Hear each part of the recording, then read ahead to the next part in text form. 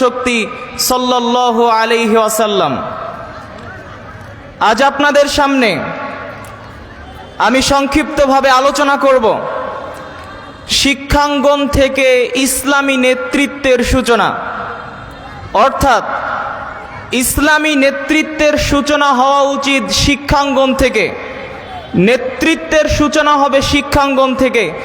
যেই সকল ব্যক্তিরা শিক্ষাঙ্গনে অধ্যয়ন করেছে, শিক্ষা অর্জন করেছে, ওই সকল ব্যক্তিরাই নেতৃত্বের ময়দানে এসে নেতৃত্ব প্রদান করবে। এটা আমার বিশ্বাস।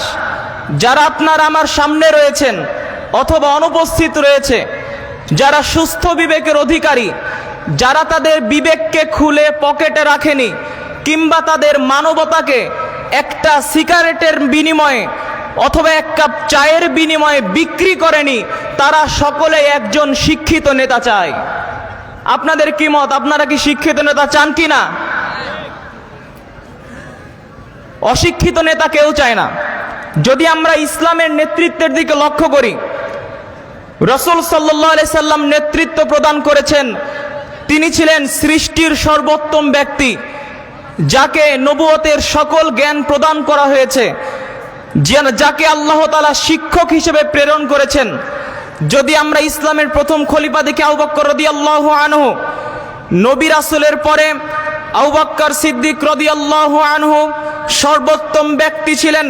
ইসলামের দ্বিতীয় খলিফা উমর রাদিয়াল্লাহু আনহু, রাসূল সাল্লাল্লাহু আলাইহি সাল্লাম বলেছেন, যেই রাস্তা দিয়ে উমর হাঁটে সেই রাস্তা দিয়ে শয়তান হাঁটে না। রাসূল সাল্লাল্লাহু আলাইহি ওয়াসাল্লাম বলেছেন, লাউ কানা নাবিয়্যুন বাদি, যদি আমার পরে কেউ নবী হতো, লা কানা উমর, তাহলে উমর রাদিয়াল্লাহু আনহু নবী হতো। নবী হওয়ার সকল গুণ উমর রাদিয়াল্লাহু আনহুর মাঝে ছিল। ইসলামের তৃতীয় খলিফা হলেন উসমান রাদিয়াল্লাহু আনহু, যিনি ছিলেন উসমান গনি। ধনী হওয়ার সাথে সাথে তিনি অঢেল সম্পদ ইসলামের জন্য ব্যয় করতেন। ইসলামের তৃতীয় খলিফা হলেন আলী রাদিয়াল্লাহু, চতুর্থ খলিফা আলী রাদিয়াল্লাহু আনহু, যিনি ছিলেন আসাদুল্লাহ, আল্লাহ তাআলার সিংহ। যদি ইনাদের মতো গুণসম্পন্ন ব্যক্তি আমাদের নেতা হয়, আমাদের মাঝে নেতৃত্ব প্রদান করে, তাহলে আমাদের সমাজ কেমন হবে? পক্ষান্তরে যদি কোনো জাহেল গণ্ডমূর্খ আমাদের মাঝে নেতৃত্ব প্রদান করে, তাহলে আমাদের নেতৃত্বের অবস্থা কেমন হবে? আমি সংক্ষেপে আপনাদেরকে এটাই বোঝাবো ইনশাআল্লাহ। নেতৃত্ব মানে শুধু ক্ষমতার সিঁড়ি নয়, এটি এক দায়িত্ব, এক ইবাদত, এক আমানত। আল্লাহ তাআলা বলেন, ইন্নাল্লাহা ইয়া'মুরুকুম আন তুআদ্দুল আমানাতি ইলা আহলিহা ওয়া ইযা হাকামতুম বাইনান নাসি আন তাহকুমু বিল আদল। আল্লাহ তাআলা আদেশ করেন, তোমরা আমানতকে তার হকদারের কাছে পৌঁছে দাও, এবং যখন তোমরা বিচার ফাইসালা করবে তখন ন্যায়সঙ্গতভাবে বিচার ফাইসালা করো। অত্র আয়াত দ্বারা প্রমাণিত হয় ইসলামী নেতৃত্ব মানে আমানত রক্ষার এক প্রতিশ্রুতি, সমাজে ন্যায়, নিষ্ঠা, শান্তি, ভালোবাসা প্রতিষ্ঠা করার এক মিশন। জনগণ একজন ব্যক্তিকে তাদের নেতা বানায় এই জন্য যে সেই নেতা জনগণের হক সঠিকভাবে আদায় করবে, জনগণের আমানতকে রক্ষা করবে, সমাজে শান্তি প্রতিষ্ঠা করবে, মায়া মোহাম্মদ প্রতিষ্ঠা করবে। কিন্তু এমন কারণ যদি হয়, একজন মানুষ কিংবা যে কোনো মানুষ রয়েছে তার আত্মসাৎ করার জন্য, জাতির টাকা খাওয়ার জন্য, দুর্নীতি করার জন্য, হত্যা করার জন্য, চাঁদাবাজ করার জন্য পৃথিবীতে যত মানুষ রয়েছে তারা কখনো একজন ব্যক্তিকে নেতা বানায় না। সম্মানিত উপস্থিতি, নেতৃত্বহীন সমাজ দিকহীন জাহাজের মতো ডুবে যায়। কাজে একটি সমাজে কাউকে না কাউকে নেতৃত্ব প্রদান করতে হবে। মনে রাখতে হবে, নেতৃত্বের আসল শক্তি বাহুতে নয়, তাকওয়ায়, ক্ষমতায় নয়, চরিত্রে। কাজেই একটি সমাজে তারাই নেতৃত্ব প্রদান করবে যারা বিচক্ষণ, বিনয়ী, তাকওয়াবান, আমানতদার, অজস্রী গুণ সম্পন্ন ইলম অধিষ্ঠিত ব্যক্তিবর্গ। উল্লেখিত গুণ সম্পন্ন ব্যক্তি তারাই হবে যারা শিক্ষাঙ্গনে শিক্ষা অর্জন করে নেতৃত্বের ময়দানে নেতৃত্ব প্রদান করবে। যেই সকল ব্যক্তিরা শিক্ষাঙ্গনে শিক্ষা অর্জন করে নেতৃত্বের ময়দানে নেতৃত্ব প্রদান করবে, এরাই ভবিষ্যতে কলম হাতে অন্যায়ের বিরুদ্ধে দাঁড়াবে। এরাই ন্যায়ের ঝান্ডা উঁচু করে বলবে, আমাদের শিক্ষা শুধু চাকরি বাকরির জন্য নয়, আমাদের শিক্ষা মানবতার কল্যাণের জন্য। এরাই হবে ভবিষ্যতের সৈনিক, এরাই জাতির পথ প্রদর্শক। এদের হাতে গড়ে উঠবে এমন সমাজ, যে সমাজে সত্যের বিজয় হবে, মিথ্যা হবে লাঞ্ছিত, আর শিক্ষাঙ্গন থেকে গড়ে উঠবে নবপ্রজন্মের ইসলামী নেতৃত্বের স্রোতধারা। এরাই হবে সত্য ন্যায়ের উজ্জ্বল দীপ্যমান, পবিত্র কোরআন ও সহিহ হাদিসের আদর্শে উজ্জীবিত দুর্জয়ী কান্ডারি, সালাফে সালেহিনদের আদর্শের ধারক বাহক ও বিশুদ্ধ আকীদার অক্ষরত প্রহরী। এরাই ইসলামের বিজয়ের ঝান্ডা নিয়ে বিশ্বের আনাচে কানাচে গিয়ে ইসলামের বিজয়ী দাওয়াতকে তারা প্রত্যেকটা বাড়িতে বাড়িতে ছড়িয়ে দিবে। এটা হলো ইসলামী নেতৃত্বের ফলাফল। পক্ষান্তরে যদি কোনো স্বৈরাচার একজন শাসক হয়, যদি কোনো অশিক্ষিত সমাজের শাসক হয়, তাহলে সমাজের পরিস্থিতি কেমন হতে পারে? আপনাদের প্রথমে মনে রাখতে হবে, যাদের শিক্ষাগত যোগ্যতা নেই, যারা সমাজে বিশৃঙ্খলা তৈরি করে, খুনি, চাঁদাবাজ, যেই সকল ব্যক্তিরা মানুষের সম্পদ লুটে খায়, যারা জনগণের আমানত রক্ষা করতে পারে না, যেই সকল ব্যক্তিরা সমাজের মাঝে বিশৃঙ্খলা তৈরি করে, এই সকল ব্যক্তিরা কখনো নেতা হওয়ার যোগ্যতা রাখে না। একটি কথা মনে রাখবেন ভালোভাবে, শুকুরের গলায় হীরামণি মুক্তার মালা পরানোর দৃষ্টান্ত যেমন, যারা লুটেরা সমাজে অশান্তি সৃষ্টি করে, ইসলাম বিদ্বেষী, খুনি, ছিনতাইকারী, ওই সকল ব্যক্তিদের ক্ষমতার আসনে অধিষ্ঠিত করার দৃষ্টান্ত তেমন। কাজেই এই সকল ব্যক্তিদেরকে কখনো নেতা বানানো যাবে না। যুবক, তুমি মনে রাখো, আজ যদি তুমি কোনো খুনিকে নেতা বানাও, যদি কোনো লুটেরা, চাঁদাবাজ, আমানতদার নেই, ইসলাম বিদ্বেষী, সমাজের মাঝে বিশৃঙ্খলা তৈরি করে, এই সকল ব্যক্তিদেরকে যদি তুমি নেতা বানাও, তাহলে তুমি রাতে সঠিকভাবে ঘুমাতে পারবা না, তুমি অন্ধকারে নিরাপদভাবে চলতে পারবা না, তুমি তোমার বাক স্বাধীনতার কথা ভুলে যাবে, তুমি তোমার স্বাধীনতাকে ভুলতে বসবে। কাজেই নেতা বানাতে হবে এমন ব্যক্তিকে যে আমানতদার, যে শিক্ষিত ব্যক্তি, যে ইসলামকে পছন্দ করে। এমন নেতা দ্বারা কি হবে? যেই নেতা জাতির টাকা মেরে খায়, জাতির হক সঠিকভাবে আদায় করতে পারে না, যেই নেতা জাতির মধ্যে বিশৃঙ্খলা তৈরি করে, যারা রাস্তার টাকা মেরে খেয়ে রাস্তা দুর্বলভাবে তৈরি করে, ব্রিজের টাকা মেরে খায়, কালভার্টের টাকা মেরে খেয়ে ব্রিজ কালভার্ট দুর্বলভাবে তৈরি করে, এমন নেতা দ্বারা কি হবে?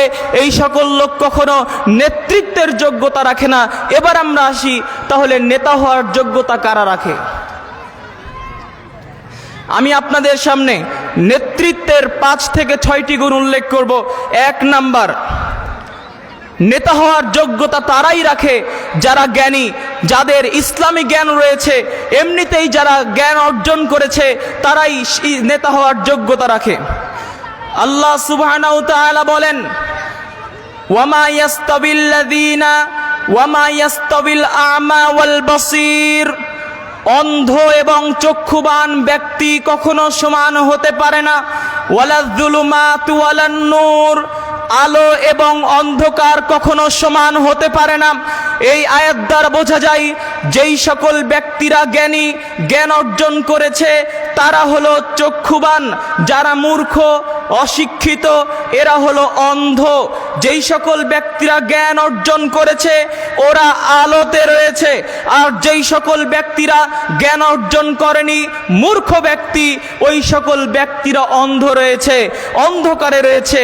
নেতা নিজেই যদি অন্ধ হয়, নেতা নিজেই যদি অন্ধকারে থাকে, তাহলে এই অন্ধকারে থাকা অন্ধ নেতা কি করে জাতিকে সঠিক পথ দেখাবে, জাতির কল্যাণ কি করে করবে? 2 নম্বরে, নেতা হওয়ার যোগ্যতা তারাই রাখে যারা তাকওয়াবান। মহান আল্লাহ বলেন, ইন্না আক্রামাকুম ইনদাল্লাহি আতকাকুম, তোমাদের মধ্যে সর্বোত্তম ওই ব্যক্তি যেই সকল ব্যক্তিরা তাকওয়াবান, আল্লাহকে ভয় করে। কত বড় জুব্বা রয়েছে, কত বড় পাগড়ি রয়েছে, কত বড় দাড়ি রয়েছে, কত বড় হুজুর, কত বড় চাকরি করে, কত বড় পদের ব্যক্তি, কত বড় নেতা, এই সকল ব্যক্তিরা উত্তম নয়, বরং আল্লাহ তাআলা বলছেন যারা আল্লাহ তাআলাকে ভয় করে তারাই হলো সবচাইতে উত্তম। তৃতীয় নাম্বার, যেই সকল ব্যক্তিরা আমানতদার এরা নেতা হওয়ার যোগ্যতা রাখে। মহান আল্লাহ বলেন ইন্নাল্লাহা ইয়া'মুরুকুম, আল্লাহ তাআলা তোমাদের আদেশ করেন আন তুআদ্দুল আমানাতি ইলা আহলিহা, তোমরা আমানতকে তার হকদারের কাছে পৌঁছে দিবে। আল্লাহ তাআলার আদেশ প্রত্যেকটা নেতাকে, প্রত্যেকটা বান্দাকে, জাতির হক, একজন ব্যক্তির হক, যে ওই হকদার, যে ব্যক্তি হক পাওয়ার অধিকার রাখে তার কাছে সেই হক পৌঁছে দিতে হবে। আল্লাহ তাআলা জাতির কাছে হক পৌঁছে দেওয়ার আদেশ করেছেন, কিন্তু জাতির টাকা নিয়ে পালিয়ে যাওয়ার, জাতির টাকা আত্মসাৎ করার আদেশ আল্লাহ তাআলা করেননি। সম্মানিত উপস্থিতি, এরপরে আমরা 4 নাম্বার আসি। ওই সকল ব্যক্তিরা নেতৃত্বের অধিকার রাখে যেই সকল ব্যক্তিরা আদেল। আদেল মানে ন্যায়পরায়ণ, যারা বিচার ফায়সালায় ন্যায়পরায়ণ, বিচার করতে এসেছে সে দেখে না কার টাকা পয়সা বেশি, কার বংশ মর্যাদা বেশি, কার শক্তি রয়েছে, কার ক্ষমতা রয়েছে, এটা দেখে না, বরং সঠিকভাবে বিচার করে। আল্লাহ তাআলা এই আদেশই প্রদান করছেন। মহান আল্লাহ বলেন ওয়াইদা হাকামতুম বাইনান নাস, যখন তোমরা মানুষের মাঝে বিচার ফায়সালা করবে, আন তাহকুমু বিল আদল, তখন তোমরা ন্যায় পরায়ণ ভাবে বিচার ফায়সালা করো। ন্যায় পরায়ণ বিচার ফায়সালার দৃষ্টান্ত যদি আমরা দেখতে যাই, রাসূল সাল্লাল্লাহু আলাইহি সাল্লামের জীবনের দিকে আমরা লক্ষ্য করি। রাসূল সাল্লাল্লাহু আলাইহি সাল্লামের কাছে যখন একজন ইহুদি এবং মুসলিম বিচার চাওয়ার জন্য এসেছিলেন, রাসূল সাল্লাল্লাহু আলাইহি সাল্লাম বিবেচনা করার পরে যখন দেখলেন সেই ইহুদি হকদার, রাসূল সাল্লাল্লাহু আলাইহি সাল্লাম সেই ইহুদির পক্ষে বিচার দিয়েছেন নাকি মুসলিমের পক্ষে বিচার দিয়েছেন? কথা বলেন। ইহুদির পক্ষে বিচার দিয়েছেন, যদিও ইহুদি মুসলিম নয়। রাসূল সাল্লাল্লাহু আলাইহি সাল্লামের কাছে যখন একজন ইহুদি বিচার নিয়ে আসলো এবং একজন মুসলিম বিচার নিয়ে আসলো, রাসূল সাল্লাল্লাহু আলাইহি সাল্লাম যখন দেখলেন সেই ইহুদি বিচার পাওয়ার হকদার, রায় তার পক্ষেই যাবে, তখন রাসূল সাল্লাল্লাহু আলাইহি সাল্লাম এটা লক্ষ্য করেননি কি আমার ধর্মের, কি আমার বংশের, কার ক্ষমতা বেশি, কার টাকা পয়সা বেশি, এ আমার বংশের লোক, এ আমার দলের লোক। রাসূল সাল্লাল্লাহু আলাইহি সাল্লাম এই কিছু লক্ষ্য না করে ইহুদি হকদার, সেই জন্য ইহুদির পক্ষেই তিনি বিচার দিয়েছেন। কিন্তু আজকে যদি আমরা আমাদের সমাজের বিচার ফায়সালার দিকে লক্ষ্য করি, তাহলে আমরা দেখব আমাদের সমাজে যেই বিচারগুলো হয়, এই বিচারের অধিকাংশ, বেশিরভাগ বিচারই আজকে অন্যায়ের মাধ্যমে হয়ে থাকে। কথা বলেন। কিন্তু আজকের সমাজের লোকেরা যখন বিচার নিতে যায় সঠিক হক পায় না, যার টাকা বেশি, যার টাকা পয়সা বেশি তার পক্ষে আজকে বিচার যায়। যেই সকল ব্যক্তির মামা খালু বেশি তাদের পক্ষে বিচার যায়, যারা বেশি বেশি বিচারককে টাকা দিতে পারে, যাদের দলীয় দাপট রয়েছে, যাদের ক্ষমতা রয়েছে, বংশীয় ক্ষমতা, দলীয় ক্ষমতা যাদের রয়েছে, তাদের পক্ষে বিচার যায়। কিন্তু যাদের টাকা পয়সা নেই, হকদার হলেও তাদের পক্ষে আজকে বিচার দেওয়া হয় না। এই সকল ব্যক্তি যারা ন্যায় বিচার করে না, তারা কখনো নেতা হওয়ার যোগ্যতা রাখে না। এরপরে আপনাকে বলি 5 নাম্বারে, সেটি হলো জিহাদের তামান্না থাকতে হবে। সকলে বলেন তো কিসের তামান্না থাকতে হবে? আজকে আমরা হয়তোবা ভুলেই গেছি জিহাদ বলে কোনো কিছু রয়েছে। আজকে আমাদের প্রত্যেকটা ব্যক্তিকে মনে রাখতে হবে ইসলামের বিজয়, অনেক বিজয় এসেছে জিহাদের মাধ্যমে।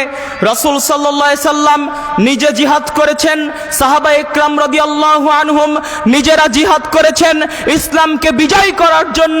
এই জন্য আমাদেরকে সর্বদাই প্রস্তুত থাকতে হবে, যদি কোনোদিন আল্লাহর পতাকাকে উঁচু করার জন্য জিহাদের আহ্বান চলে আসে, তাহলে আমাদের জান মাল যা কিছু রয়েছে সবকিছু নিয়ে আমাদেরকে জিহাদের জন্য বেরিয়ে পড়তে হবে। আল্লাহ তাআলার আয়াতকে মনে রাখতে হবে, ইন্নাল্লাহা আশতারা মিনাল মুমিনিনা আনফুসাহুম ওয়া আমওয়ালাহুম বিআন্না লাহুমুল জান্নাহ। আমার জান এবং আমার মাল সবকিছু বিক্রি হয়ে গেছে জান্নাতের বিনিময়। আমি মুসলিম চিররণবীর, মরণকে করি না ভয়, মরলে শহীদ বাঁচলে গাজী, আমার উভয় সমান। আমার জেল যতটুকু বাহিরেও ততটুকু, ভেতরে যতটুকু বাহিরে ততটুকু। আমি মুসলিম চিররণবীর, মরণকে করি না ভয়, মরলে শহীদ বাঁচলে গাজী, আমার উভয় সমান। এই কণ্ঠ নিয়ে প্রত্যেকটা ব্যক্তিকে থাকতে হবে, জিহাদের প্রত্যামান্না প্রত্যেকটা ব্যক্তির মাঝে থাকতে হবে। সম্মানিত উপস্থিতি, এবার নেতার 6 নম্বর গুণ হলো প্রত্যেকটা নেতাকে পরামর্শের সহিত বিচার ফায়সালা করতে হবে।